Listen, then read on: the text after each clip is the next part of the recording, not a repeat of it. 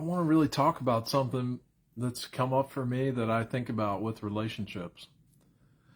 One of the things that comes up is problems are like pimples. You ever get a pimple on your face and it's just a little tiny and you decide, man, I'm going to focus on that pimple. I'm going to get that sucker. And you get in there and you're squeezing the pimple and you're like, oh, I'm going to get this thing out of here. I'm going to pop it. I'm going to get rid of it, right? And what happens? It gets more red, it gets more pronounced, and all it does is get huge on your face. You get this pimple and you're like, oh, and the next thing you know, you pick it and then it comes back and then you pick it and then you pick it again and then the next thing you know, you got a scar on your face. And this is exactly like what it is like with us focusing on the problems in our relationships. It's one of the number one things that comes up for people that continues to create the same thing over and over. We all do. We've been trained to do it from very young. We get a problem. Why do you never do this? Why do you always do that?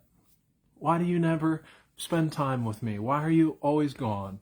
Why are you always on your phone?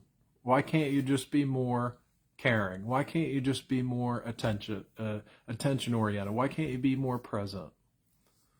And one of the great things and great ways to solve this pimple problem when we're focusing on the problems, we're so focused on the problems and talking about the problems, is we got to switch it around. What is it that you do want? Start to asking what you do want.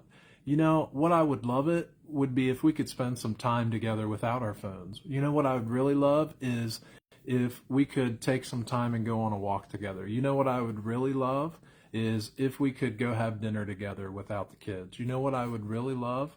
We got to start talking about what we would really love instead of the things that we really hate or we don't like. Because the more we focus on what we don't like, it's like a hangnail. You say, oh, I got this hangnail, and you pick it, and the next thing you know, what you go, oh, you rip it the whole way down your thumb, and the next thing you know, you're in complete and total pain, and you got, you know, scars on your fingers and hurt and pain for days afterwards. Because the more we focus on what we don't want, the more we get what we don't want. It's really a simple concept, but it's so difficult because we have been trained from very young to focus on the things that we don't want.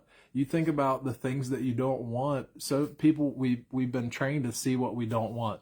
You know what I don't like? I don't like these 25,000 things, and I'm going to tell you about what I don't like over and over. I don't want you to do this. I don't want you to do that. Well, when you focus on what you don't want, guess what you get more of? That's right, what you don't want. Exactly. The more you focus on what you don't want, the more you get what you don't want. So we got to figure out, what do we want? I would love it if we could do this. We could go out together. I would love it if we.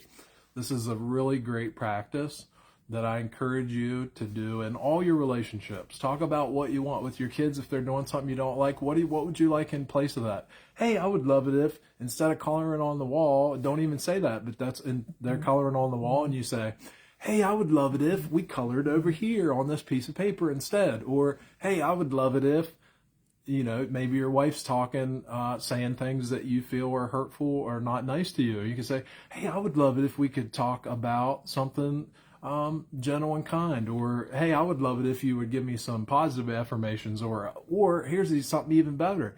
Give them positive affirmations about themselves. Tell them the great things about themselves whenever that's a great way. Because if we want to have something in the world, we can emulate that and bring it to the world.